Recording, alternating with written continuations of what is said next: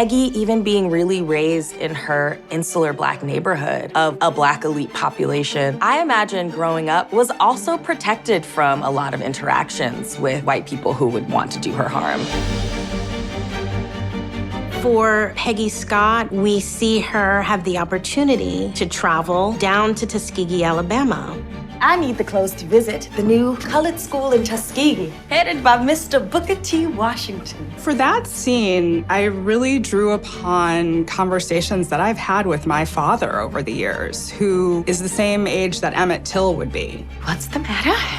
The matter is that you have never been south of the Mason and Dixon line.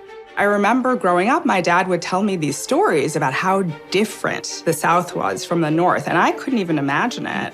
We came to New York for a different kind of life, a life that colored people can't have down there. We have to remember this is not even 20 years after the end of slavery. It's a world that Peggy would not know. It was a world that her parents knew.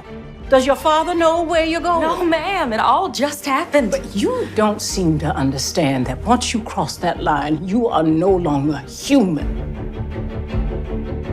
It's a life and death warning. Do not make eye contact with any white folks. And Peggy sees this amazing opportunity, and her mother really has to set her straight. And don't speak to them. Even the slightest gesture or look can be misconstrued. You're telling me to be subservient? I'm telling you how to stay alive. We're still having those conversations. I have a Black son. It's not that different, unfortunately. And I tell him the truth, just like Dorothy told Peggy the truth.